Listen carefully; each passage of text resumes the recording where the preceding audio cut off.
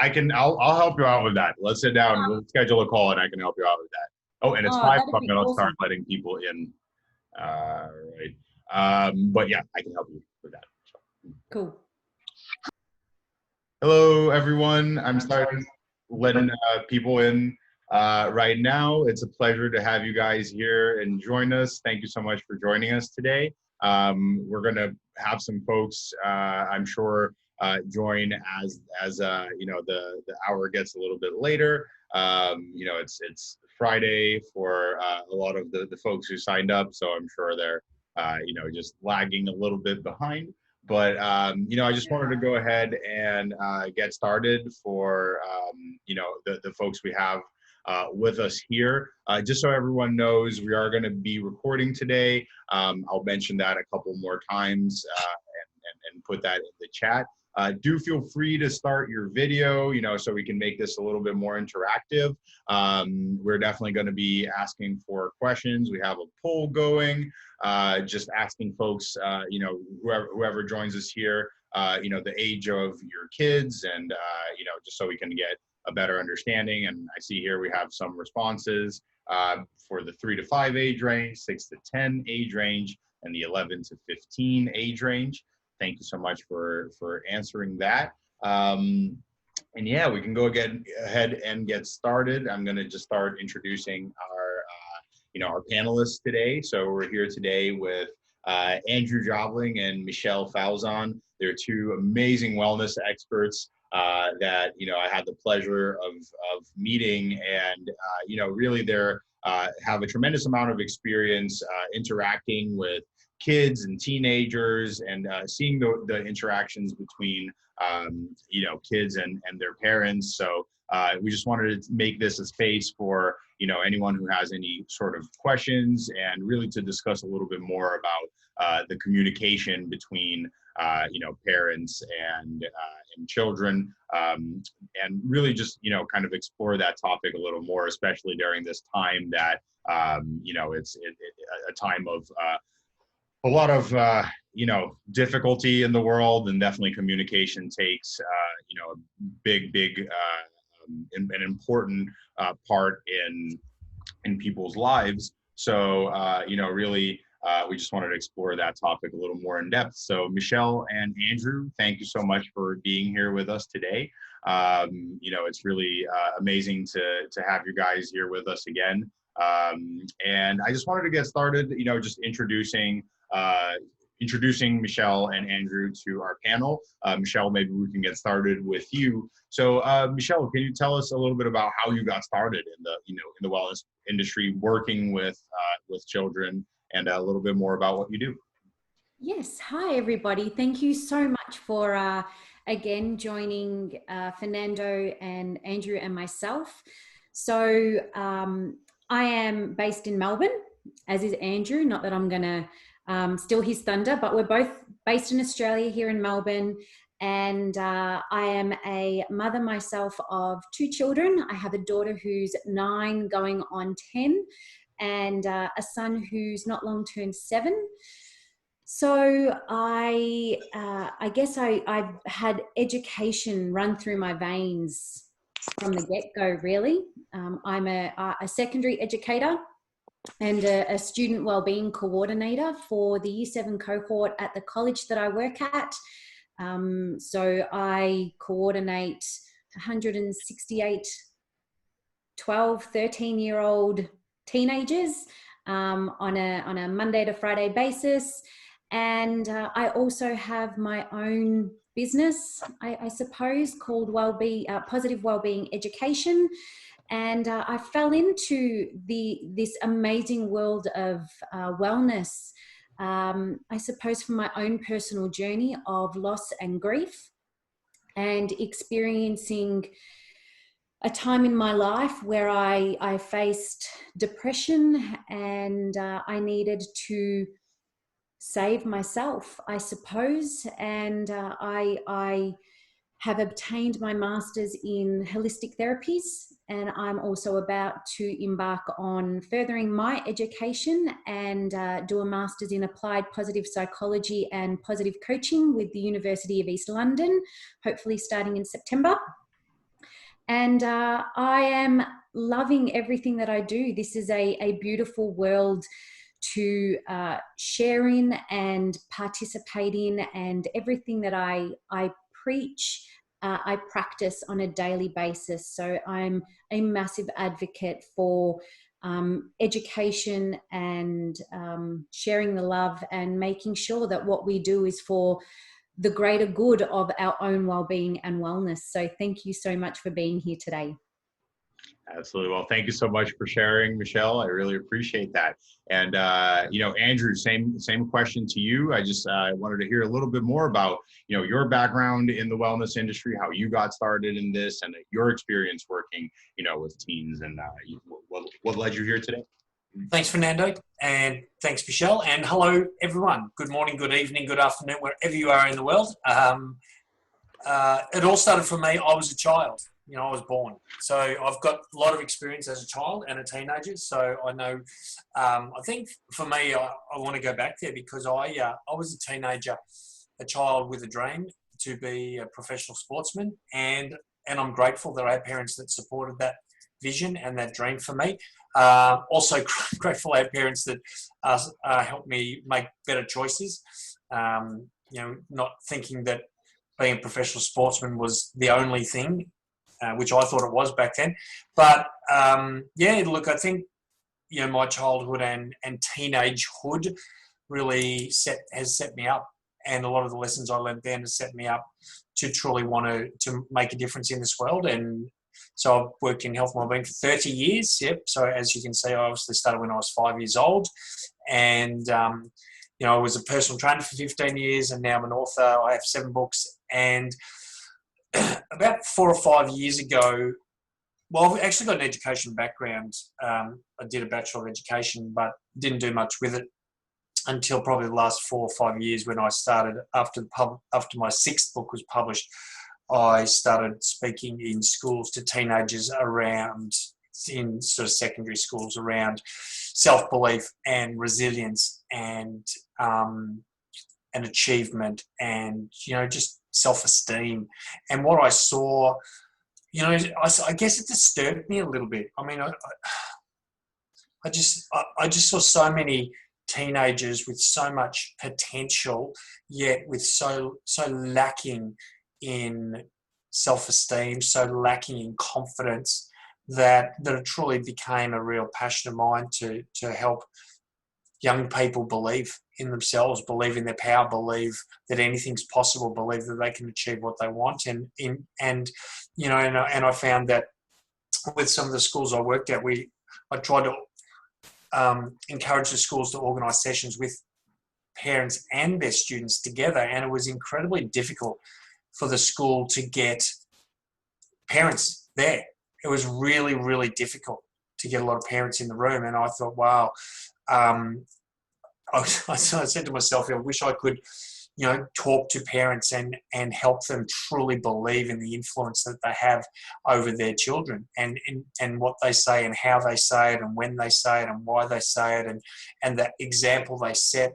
I mean, there's so many forms of communication that as a child we learn from our parents. And it's not even necessarily the words, but it's often the tone in the voice. It might be the body language. It might be whether they're looking at us when or when you're looking at kids when you're talking to them. There's so many things. There's a lot of kids out there that are reaching out, and I truly believe parents are in the most powerful, wonderful position to have this incredible impact on their children to help them become great, great people. So, as a father, I have a fluffy 4-legged daughter. And that's about it. But, she's doing okay for a dog. But, I'm looking forward to this conversation. So thanks, Fernando. You're on mute. Thank you so much. Thank you so much for that, Andrew. I noticed that, at least Zoom tells you when you're muted now. So, thank you guys so much for sharing that. I just, as I said before, today's topic really centers around, communicating with your kids. I think right now is a particularly unique time, in the world, especially around that topic because of, just everyone is kind of trying to figure out, what exactly to do. So before we launch into, really some more like actionable, maybe even tips around how you can improve your communication with your kids, I'm curious, what may be a situation, Michelle, we can start with you, a situation where you've, experienced or seen that personal or something you've experienced professionally where you've seen that, a shift in communication has led to, a significantly different outcome between the interactions between a parent and a child, either positive or negative. Okay. Really good question, actually. And I suppose I can switch hats between being a parent myself to two young children and also being an educator to teenagers. I've been an educator for almost 15 years now in high school. But I suppose as a parent, my experiences, they fluctuate. I'm human. And so I have days where I am the queen of patience and it is my best friend. And then I have days where I am, psycho, for lack of a better term. It is part and parcel. And, I have spoken quite frequently in many online experiences and in face-to-face moments that acknowledgement and acceptance are two very big key words in my vocabulary and in my life. So on this journey of acknowledging and accepting both the good and the bad, I will embrace the fact that every moment I face in my life brings forth with it lessons to be learned. And I have developed this knowledge and understanding within my own children.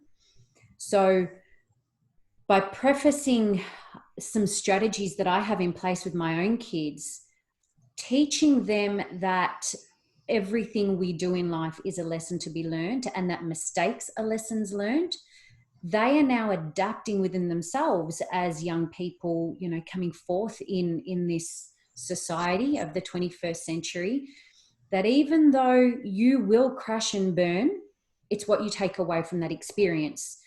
And it's not just in the physical realms, but it's also in this approach to communication and articulation with each other, with themselves as brother and sister, with myself and my husband, with their peers, with their teachers, wherever they go in life. It is always about bringing recognition and awareness to the fact that how you speak to somebody will have a major impact on how they respond to you, and therefore, I suppose, what comes after that conversation as well.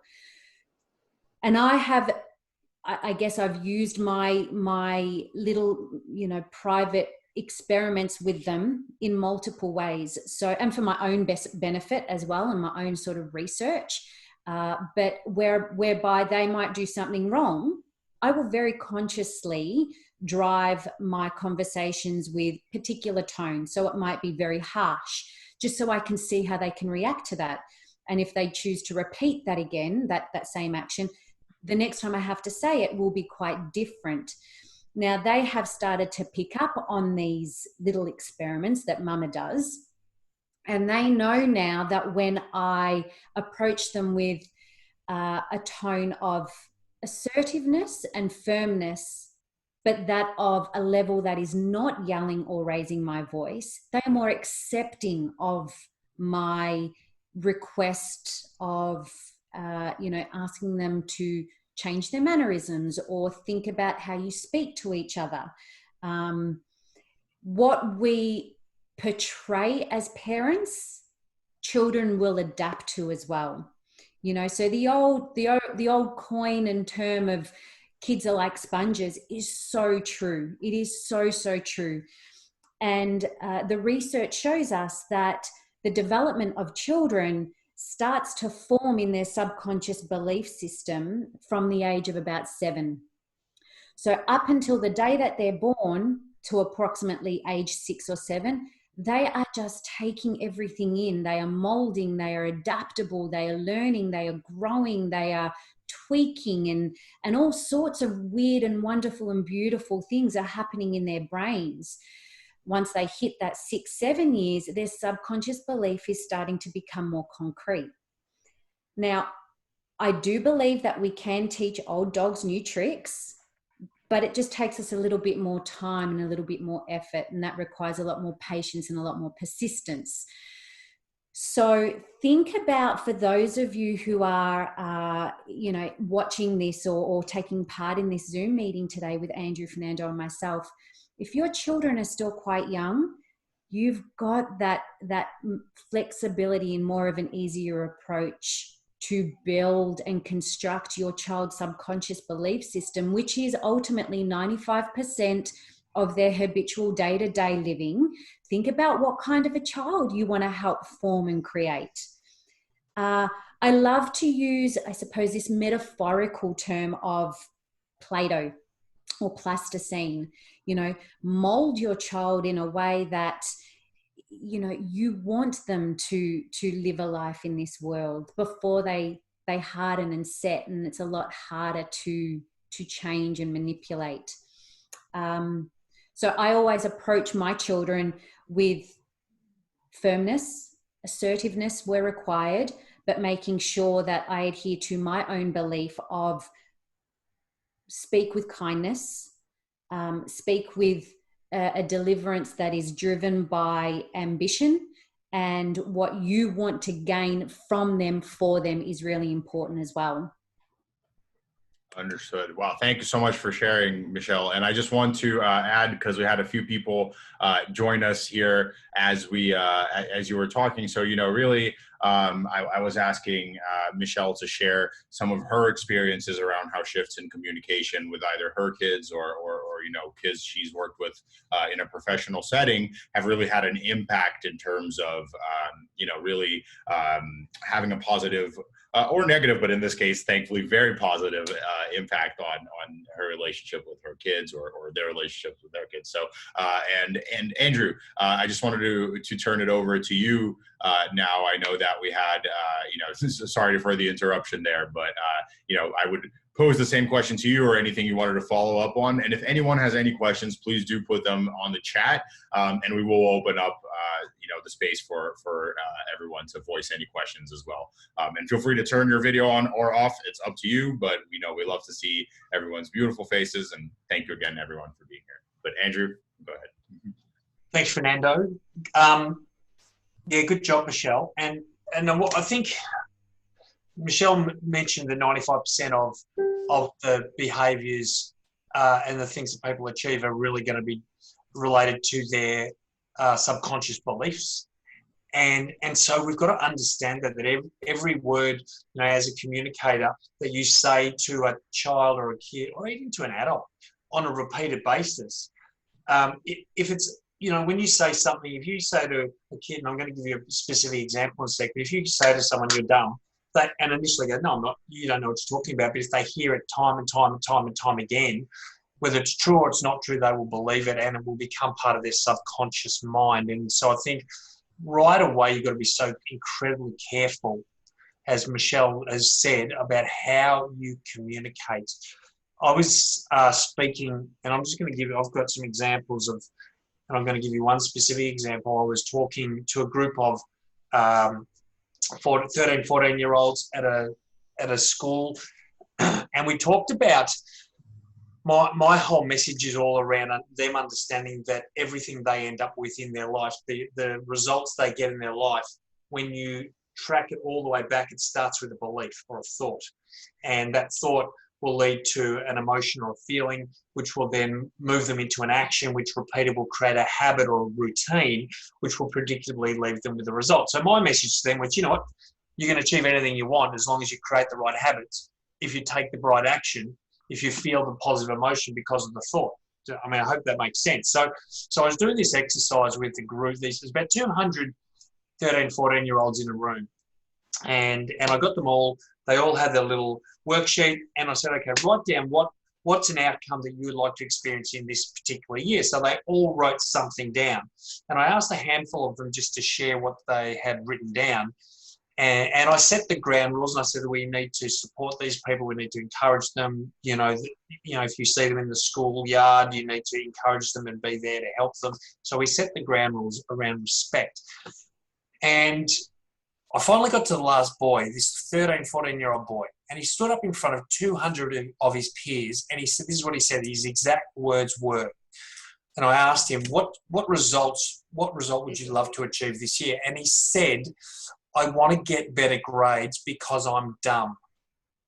And that was his exact words. He said, in front of 200 kids, he said, because I'm dumb. And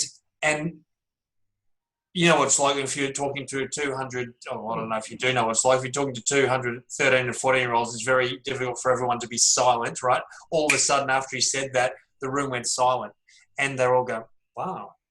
I think they're a bit astounded that he had the courage to actually admit to the room that he was dumb.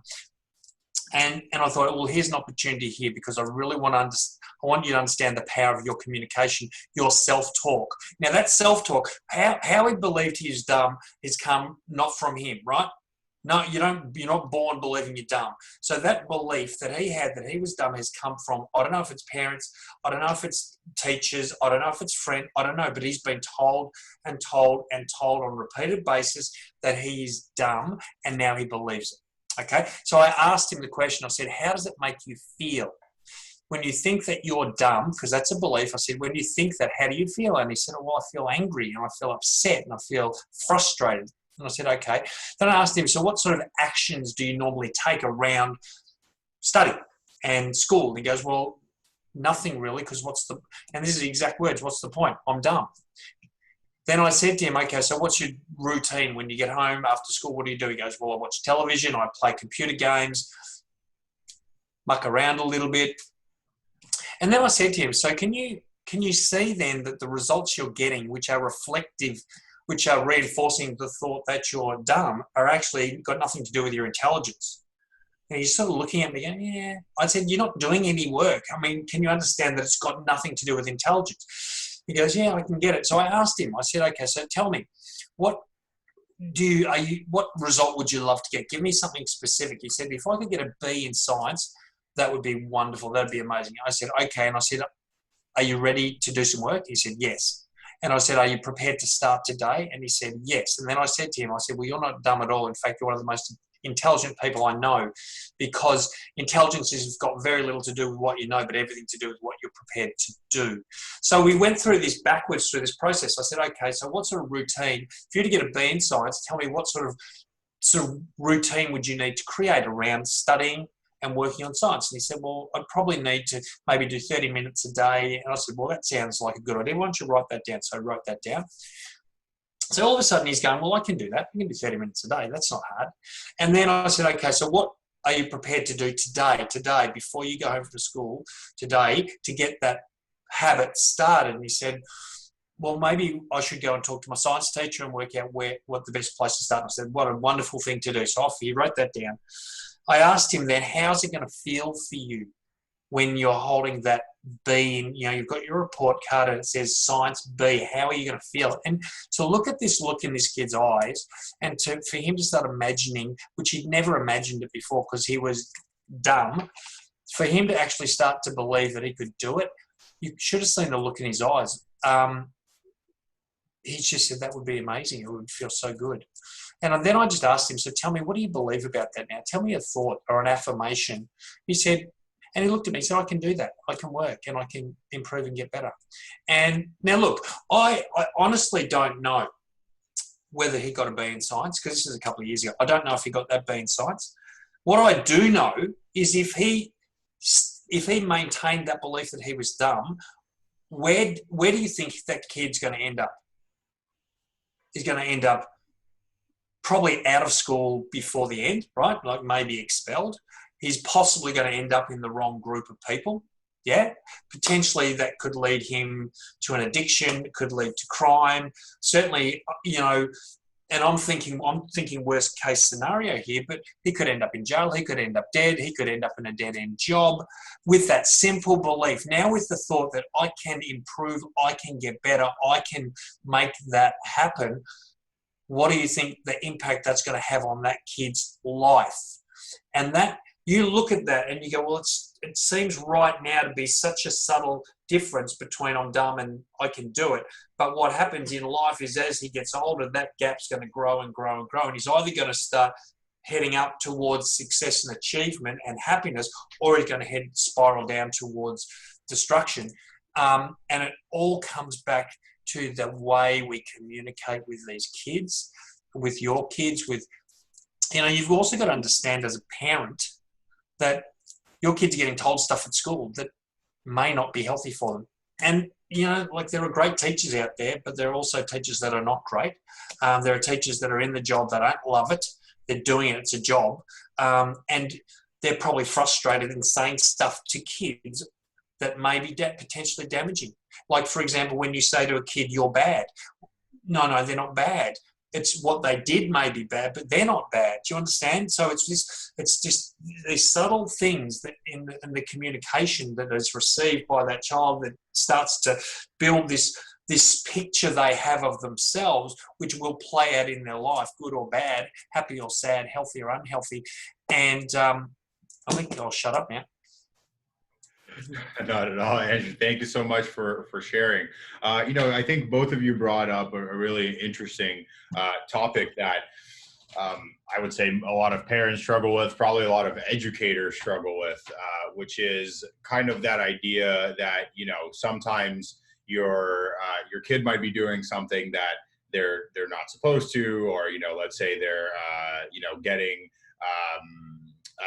getting to school and not, or rather getting home and not doing their homework. So, what are, I guess, some common pitfalls that maybe, Michelle, again, we can start with you and then we can go to Andrew. What are some common pitfalls that you guys see some parents in your circles, in your professional circles, or maybe that you yourself have experienced around those situations where, you need to make sure that your child is doing is studying, is doing the things, even if they don't want that, they don't want to do it, but you also have to be careful not to sort of turn your relationship into a negative one, right? And that can be a kind of a fine balance to walk. So what are some of the pitfalls or even some of the tips that you have towards navigating that balance? Well, at the end of the day, children, of course, need rules and boundaries. But it's wise to take a teaching approach rather than that of a controlling one, particularly if your child is misbehaving. So keeping in mind that a focus on punishment is likely to damage the relationship, and it can frequently backfire. It's much more effective to, work in helping children to learn and practice the skills that they need. And this, in essence, helps to strengthen that parent and child bond. So think about your parenting style. Are you that of an authoritarian parent where, it's really, and I mean no disrespect in how I'm about to sort of phrase this or coin the term, but my way or the highway kind of thing. I'm the parent. What I say goes. You don't have a say. Almost old school approach. And I'm not saying that it is about giving your children free rein, because children need to learn boundaries. They need to understand what boundaries are. That is a part of life. We need to understand in how we teach children to understand what boundaries are. What I like to do with my children in particular is sit them down and unpack, for lack of a better term, what I want them to do, what I need them to do, and why I need them to do that. So, and this perhaps comes from my journey as an educator. I believe knowledge is power, and I have said that so many times in over the course of my journey. Knowledge is power, and education goes far beyond the four walls of any classroom, because life, in essence, is our classroom, and life takes us to so many different areas and places and situations, and it makes us interact with different people. So putting boundaries in place and educating your child as to the whys and the hows of that boundary helps them to understand where they fit within that space. It helps them understand how to navigate for themselves what they need to do in order to become more resilient, more open-hearted, more open-minded as well. Yelling and reacting can also have a really big impact as to how you communicate with your child. So remembering to focus on teaching doesn't always come from a parent who is brought up in a particular way, rather than think about how is it that I was raised and do I want to have the same approach? If you think of a scenario where the kids are misbehaving, it's common for parents to raise their voice or make threats or issue a harsh punishment. And the question that I want to pose to our participants today is that really showing your child what they need to do instead? So from coming at it from a coaching perspective as well, these types of questions that we share with each other is empowering us as carers and parents and educators as to how we want to create a world and a space for our children and how we want to be involved in that space as well. Absolutely. Yeah, no, that's thank you so much for sharing. Andrew, did you have anything that you wanted to add? Yeah, I don't speak as eloquently as Michelle. I think a mistake that I see is that we're not treating these kids like people. We're treating them like, they're intelligent beings. They get it. That you can communicate with them, and I think you'll get far more respect and good behaviour and the appropriate actions if you do talk to them like people. And as Michelle said, you can either say, well, this is my rule and this is the way it is, and you can get upset, or you can sit them down and you can explain why that's upsetting. This is why I'm upset. As a parent, I'm upset because, I love you, I care about you. Can you see potentially what could happen if you continue down that path? Can you see and they'll go, yeah, I can see that. And I think if you can just communicate with them and make them feel like they're heard and listened to, and let them talk and let them voice their frustrations and understand that, I think you're opening this communication. I mean, if I was going to give you another example, I was about to talk to a group of year 11 or grade 11 kids. So that's 15 or 16 year olds at a high school, and they'd had, this was after lunch, and they'd had speakers all day. So they'd been taken out of class and they had speakers that had come from outside the school to talk to them on different, I think, stuff around study skills and different subjects. And just before I was getting ready to speak, the year level coordinator said to me, I want to apologise to you in advance. And I'm thinking, okay, why? And he said, well, look, their behaviour is terrible. And in fact, one of the students told the last speaker to F off. And I thought, okay, all right. So as soon as he said that to me, I said, I don't want to hear it, and I don't want to go into this session with an expectation that these kids are badly behaved. There's a reason why that kid told that person to F off, right? I mean, he obviously, or I'm not even sure it was a boy or a girl, but I'm assuming it was a guy, which is naughty of me. But there was a reason for that child to swear. That a child obviously didn't feel heard, felt frustrated, and felt the only way to get heard was to say F off. And I just went into that session, and my whole goal is I want to relate to these guys, because I want them to know that I used to be a teenager and went through all the same frustrations they went through, and people not listening to me when I said, as a 15, 16-year-old, I would tell teachers I'm going to be a professional footballer. They wouldn't listen to me. I'd get and I just wanted to relate to them and talk to them like people, and it was amazing. It was one of the best sessions I'd ever done, and I've done a lot of sessions in schools, and this is a very low socioeconomic school in Melbourne, and it's all about how you pitch that communication, and are you looking at them and speaking to them as equal human beings, which they are. Okay, less experienced for sure, but they've got the same thoughts, the same feelings. They want to be accepted. They want to feel like they're part of something. They want to feel like they've got a say. Don't we all? Isn't that what we all want? And I think when you steal that from kids, then they're going to react and they're going to rebel, and you're going to have to deal with the fallout. So I don't know if that answered the question. Absolutely. No, thank you so much, Andrew, for sharing. Absolutely. So yeah, I have a couple of questions, really good questions that popped up here on the chat. So I think maybe this is a good moment for us to take a look at those. Tahira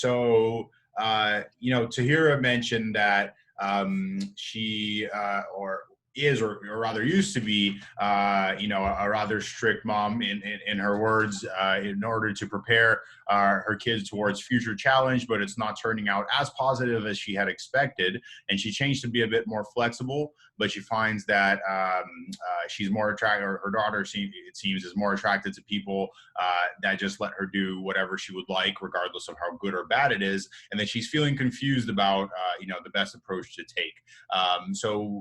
Michelle or Andrew, if you guys want to just raise your hand, but we can start with Michelle since you're unmuted there. Michelle, what do you have any kind of suggestions or words for Tahira? Look, I would love to hear if you're able and comfortable enough sharing the age of your children or your daughter. That would be fantastic, because it helps us, or helps Andrew, myself, to understand that, where you are particularly in your life. Children are very much, she's 4. Okay. So she's still tiny. She's a little one.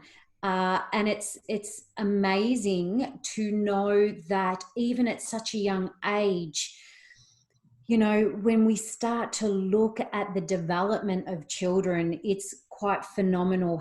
The level of intelligence, we totally underestimate how intelligent young people are. They will, more often than not, very quickly learn the art of manipulation, and who to go to get what they want, and who to stay away from when they know that they are going to get the answers that they're not looking for. So children are very much codependent or interdependent on their parents up until approximately the ages of 9 or 10. And then that codependency or interdependency starts to shift a little bit. And they're finding their space and working out, hey, you know what? I actually don't need mum or dad or grandma or grandpa or whoever it is that cares for them in their life as much as what I thought I did or used to. And they start to spread their wings, so to speak, a little bit. Now, for parents or carers, that beginning or embarking on that journey is nerve-wracking. It's frightening. And I can tell you, first and foremost, I put my hand up to take the lead of that journey amongst a crowd of thousands and thousands of people, because that's where my daughter is at the moment. She turns 10 at the end of September. And sometimes I query whether she's going on 10 or 22.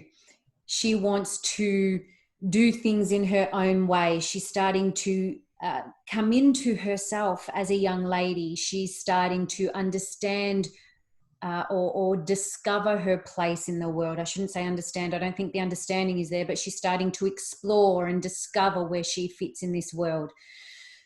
So when it comes to, Tahira, your daughter, I would encourage you to sit her down, and for her age, and this is where the education for you comes into play, but thinking about the language that she is going to understand.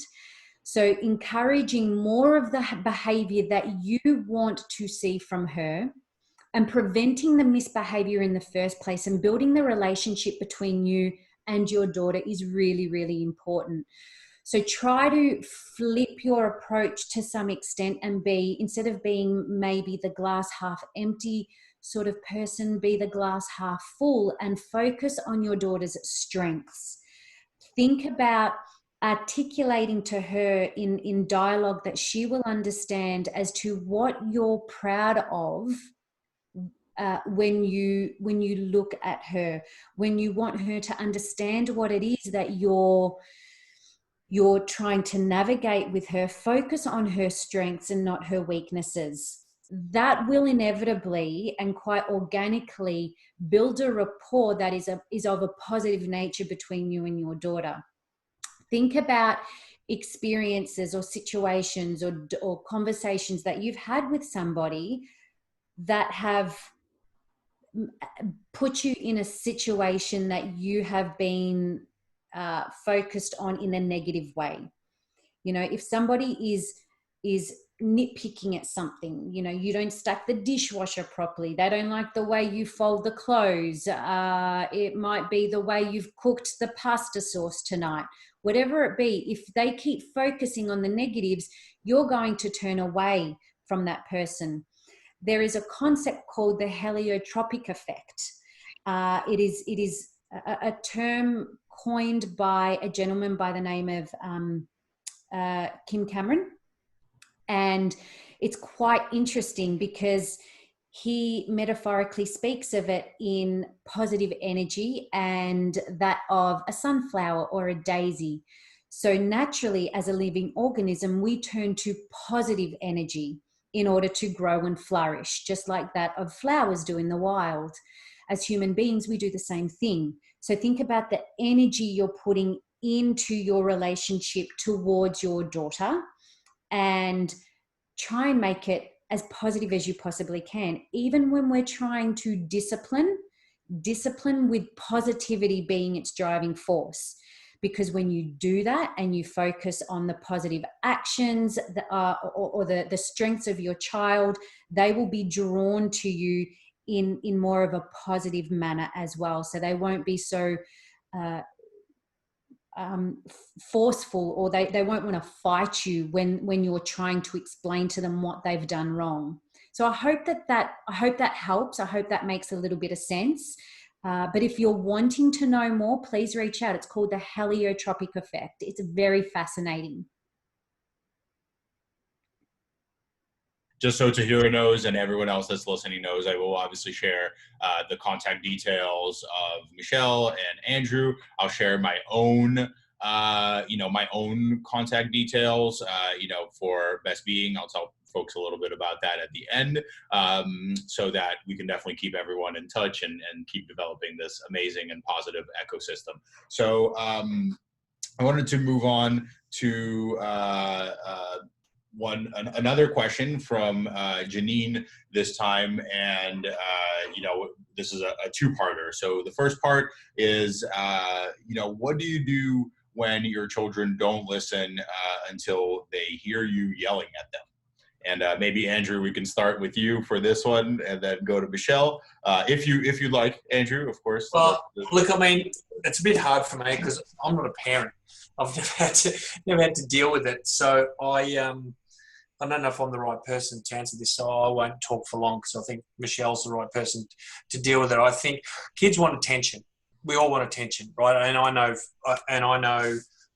I'm a middle child, I'm attention-seeking middle child, me. And we'll get attention whatever way we can. So really, if crying is and yelling is the attention that, yelling at your child, Janine, is the only way they feel like that's the attention, well, then you've got to shift that. And it's going to take some time. It's not going to happen overnight. But I just feel like we've got to work out, what do you want to recognize? What do you want to reward? So you've got to start the process of catching them doing the right thing and reward that. And sometimes ignoring the poor behavior is really, really difficult. But if you can, just ignore it. I mean, Michelle spoke about focusing on strengths, but just catch them doing something good. Second you see them doing something good, go up and say, hey, well done, and make them want to do the right thing to get your attention. I guess, look, I'm going to hand it over to Michelle because I think she's going to answer this in a better way. But I mean, that would be my suggestion. Just try and when they're doing the right thing, don't just go, oh yeah, that's good, they're doing the right thing, thank goodness, I what a relief. Make a big deal of it. Go and say, hey, you're working, you're colouring in so beautifully, or you're doing your home, I'm really proud of you, that's amazing, I'm going to cook you a beautiful dinner, or whatever. Reward good behaviour or appropriate behaviour rather than reacting to the wrong type of behaviour. Absolutely. Thank you, Andrew. And before I send it over to Michelle, Janine, I think it could also be helpful if you wanted to let us know the age of your kids, just so we know where how to frame this a little bit better. But one thing that I wanted to share, I'm here as a panelist. I don't claim, to know much about this. However, I was recently in the shoes of, being very, very much so kind of in with my parents and, living with my parents even. I mean, I'm 24 going on 25. So it wasn't that long ago, and I still have a pretty good memory of that. And one thing that I would say that is very, very important to me was really the kind of rewarding the attempt, rewarding the kids for trying, as opposed to rewarding them for, even rewarding them for perceived talent or anything like that, but just really the attempt at doing something and doing something well, rewarding that activity as opposed to, again, rewarding the result, in my opinion, has always had such a dramatic effect, because then you reinforce the concept of, trying hard, giving it your all, as opposed to reinforcing the fear of not continuously reaching that end result that it is what they're getting rewarded for. So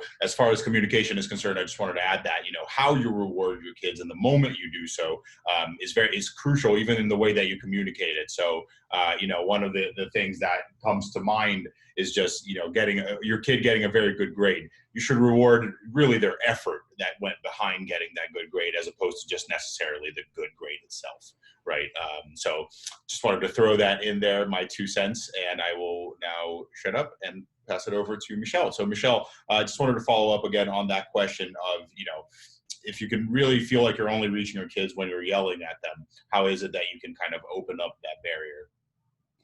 Well, you've certainly hit the nail on the head with reinforcing what Andrew said, and the fact that, yes, the outcome is what a child will generally look at for the bigger picture. As the parent, help them understand that the journey they take in the lead up to achieving that outcome is more important. So what strategies did you being the child, your child, what strategies did you put in place in order to get to that finishing point? And have them identify their own strengths as well. And I'll tell you a story in just a second. And going back to Janine's question of disciplining before it gets to yelling, Janine, I feel you. I completely understand where you're coming from, because I too will have days where, I will wake up on the right side of the bed and I have been calm and coherent and all of the above. And then it gets to a point where I have been so repetitive in asking the same simplest of instructions so many times that I flip a switch and I end up yelling in order for my children to listen and act upon what I'm requesting. I just want to say that it's okay to do that. You are human, and you are a mother of 5 children from the ages of 4 to 14, and that's massive. And I want to say congratulations to you as a parent, because I don't doubt for 1 minute that you are doing an incredibly remarkable job in raising 4 superb little humans. I think that, 2 is hard. I could not even imagine what 5 children would be like. So hats off to you, Janine. Well done. As a parent who experiences those states of emotion that become quite heightened because of situations of being impatient and repetition, I will literally stop and take a deep breath and come back into my body. And this is coming at it from quite a holistic spiritual approach. But as I said earlier on in this piece, I don't offer advice that I don't know works. It's not about bringing people into my world and using them as guinea pigs and experimenting. So I offer you this strategy to try and put into place with yourself. When you feel your emotions rising, think of it almost as a volcano within your body, and you're feeling the lava start to bubble away, and it's becoming brighter and hotter and redder in color. And it's rising to the surface where you feel as though at the top of your head, that explosion of lava is just about to erupt. Stop whatever it is you're doing, whether it be stacking the dishwasher, making lunches, folding washing, behind the wheel of a car and the kids are in the back seat. Just take a deep breath. Try and block out all the sounds in your environment and hone your attention into your own body. And the way that we do that is through taking a deep breath in through the nose and out through the mouth. And do that 3 or 4 times. We have, and there's a lot of scientific research going into this at the moment, we have a large nerve called the vagus nerve. And it's almost like a control center for our nervous system. And when we take a deep breath in through the nose and out through the mouth, like hitting the power button on our laptop or our mobile device and hitting the reset button, that's what breathing does. Conscious breathing, not automatic, lifelong breathing. I'm talking about conscious breathing that brings you into the present moment. It's a reset button on our nervous system. So you will find that after those 3 or 4 deep breaths in, deep breaths out, you will have so much more control as to your next step. And that's the important part. So before you get to that explosive, verbal dialogue, stop, breathe, come into the present moment, feel your body, and then think about what approach you want to take next. Do you really want to yell at your kids? Do you really want to be, that example as to how they're going to be? I've really taken on this approach with my kids. I want to raise, and this was a question I asked myself, Michelle, what children do you wish to raise to grow into human beings of adults in this world? And I sat with that question for quite a long period of time, weeks and weeks and weeks, until I was able to construct this story, this narrative that I want to attach to my children as their parent, as their mother. I want to raise children who are grounded. I want to raise children who are open-minded. I want to raise children who have a big heart. I want to raise children who are happy and resilient, and so on and so forth. And once I created that narrative for myself as their mother, I was able then to start putting into place a strategy as to how I am going to create that narrative for my children to adapt within themselves, and then how I'm going to teach it. Parenting is multifaceted, and there is no right or wrong, because we're all unique and individual, and our children are all unique and individual. So what works for me might need to be tweaked and changed for somebody else.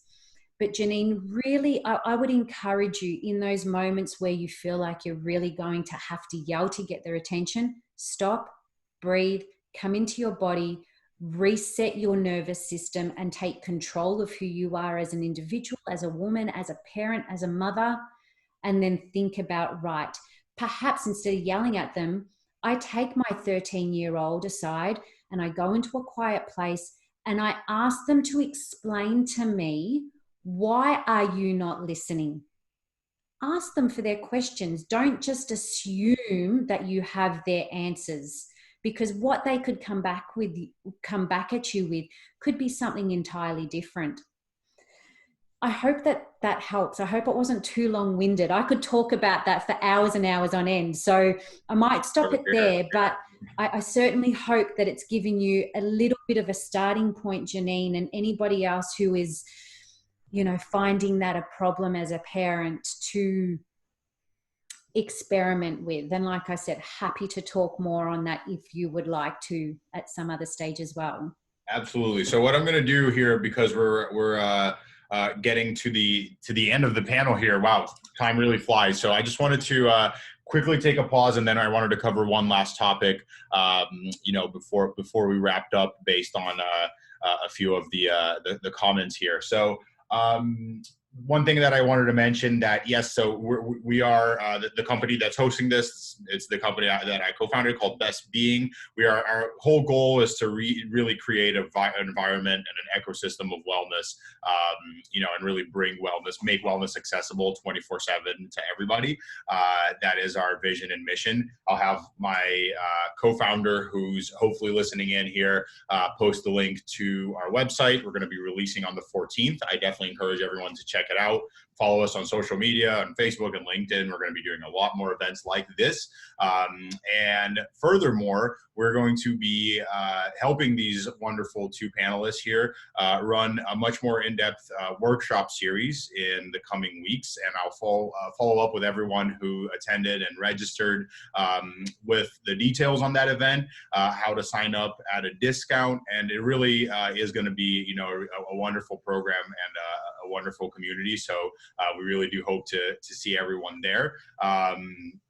And finally, I'm going to ask again, my co-founder will be posting the link to our website, as well as my email, so that you can reach out to me, and I can put you in contact with Michelle or Andrew. And then Kelsey, if you're listening, if you could also post Andrew's website and Michelle's website, positivewellbeing.education. Is that right, Michelle? Positivewellbeing.education is my blog site. I'm constantly updating that. I share a lot of strategies and advice, and offer a lot of support via social media platforms, Instagram, Facebook, LinkedIn. And, hopefully soon you'll also see both Michelle and Andrew on the Best Being platform. So definitely very excited to keep building this ecosystem. But now, on the last few minutes here, I did want to touch, the last comment, and I'm going to Tahira and Janine, if you don't mind, I'm going to meld a couple of the questions, because I think they're very synergistic. So Janine asked, how can you, maybe an example of how can you discipline in a positive way? And then Tahira had actually mentioned that sometimes, kids might take appreciation for granted. Right. So I think that's a very interesting combination. I'm throwing this at our panelists, and it's probably an impossible question to fully answer. But, if you are seeing that, how do you discipline in a positive way while making sure that appreciation isn't taken for granted? Let me just, again, sorry, Michelle. I'll just talk very briefly and then hand it over to the expert. I think, look, I was just thinking while Michelle was talking and Fernando, you were talking, I think one of the best things you could probably do as a parent or a teacher or a leader of young people is just try and put yourself back when you were young, and put yourself back into their shoes, because then it's much easier to relate to them when you go, well, I remember when I was a kid and I had tantrums and my parents didn't listen to me, and they tried to make me do things that I didn't want to do, and they never really communicated or explained things to me properly, and they never, rewarded the things I did well, or they only told me off for the things I did badly. I think first step, put yourself in their shoes before you do any communication with them, because if you don't, you're communicating at different levels, it's going to be difficult to communicate. I believe in a positive way is you always start with how important they are, how much you love them, why you love them. I think you always start any sort of discipline or corrective measure with a real strong reinforcement that, I love you, you are wonderful, you're, the things you're good at, blah, blah, blah, blah, blah, blah, blah. And then you can deal with maybe and I'll get Michelle to, dig into that. Then you can deal with the area that needs maybe correction, and ask them what would be a better way. What do you think might be a better way to handle that situation? What would be a better thing to say, or how would be a more effective way to get my attention, or and get them to answer the question. And then again at the end, say, reinforce and recognize and tell them how much you love them and why you love them. And I think if you can get into that habit, and I'm sure that can be really difficult sometimes, and Michelle's technique of stopping and breathing, I think, wow, powerful. Before you react, before you snap, before that volcano erupts, breathe, because whatever comes out of your mouth, whatever tone, whatever body language, whatever words come out of you, they can't go back in. You can't go, oops. You can't go and collect those words and stick them back in your mouth. They're out, and they will have an impact. They will definitely have an impact, not on the self-esteem and self-image of that child, but also what they see is normal in terms of communication. So that's just my little piece of advice. I'll hand it over to the champ. It's very true, Andrew. Yes, you can't take your words back. What I have acknowledged and accepted, along with being human and having my moments as a human, is that when I do make a mistake, I will acknowledge that. So when my volcano has erupted, take a deep breath in, acknowledge, accept the fact that I can't take it back. What's done is done now. It is now part of the present moment, and I can't change that. So how am I going to fix the present in order to make my future better? And I will sit down with my children, and I will either apologize for the way I've spoken. I will acknowledge what I have done wrong. I will acknowledge my mistakes, and then educate them by articulating what lessons I need to learn as mummy.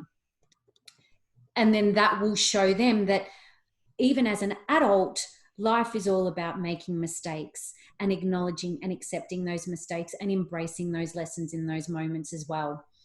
There was something else I was going to say. That's right. The wonderful Mahatma Gandhi once said, be the change you want to see in the world. So I would like to bring forth in this space, be the change that you want to be for your child and see in your child as a parent as well.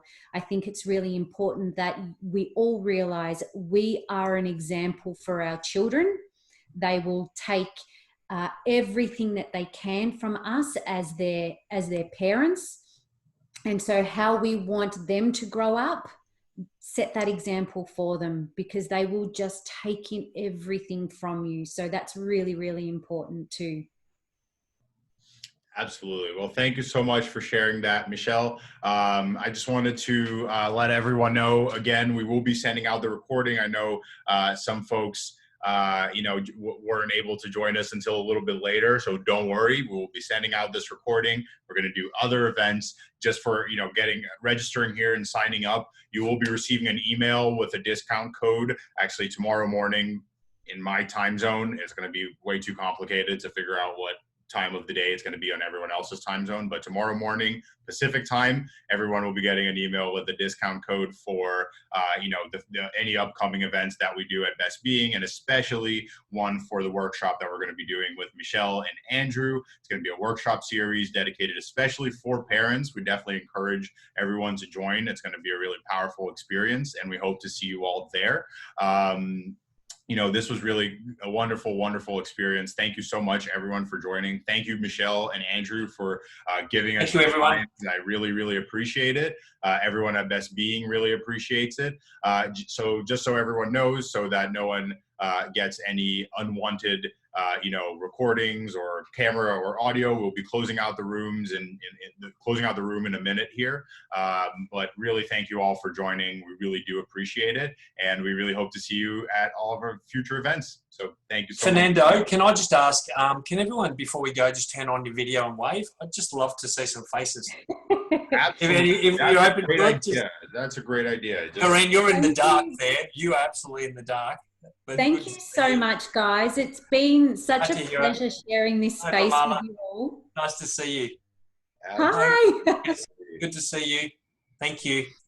Nice to see you all too. Yeah, thank you Thank very you much. guys so much. Wonderful. Fayon, Thanks a lot. you're in the dark. It's obviously late. Some of you, if you're here from South Africa, I just want to say Yeah. that is amazing, and I'm so proud that you're this time of the morning. Good on you. So, Yeah, and we will be doing some events dedicated specifically to the South African time zone, just so everyone knows, and we will be we'll let everyone know well in advance about that. So, thank you guys again so much for joining. Thank you so much, Thank Fernando. you. It's a big relief. Thank you. Thank you. have a Bye, guys. wonderful, so much, have a wonderful guys. day, Bye-bye. night, morning, Bye, sleep, Michelle, whatever it and is you're doing. you. We'll spend night. Bye. Thank you Good so night. much, guys. Bye. Bye. Bye. Bye-bye. Bye. Bye.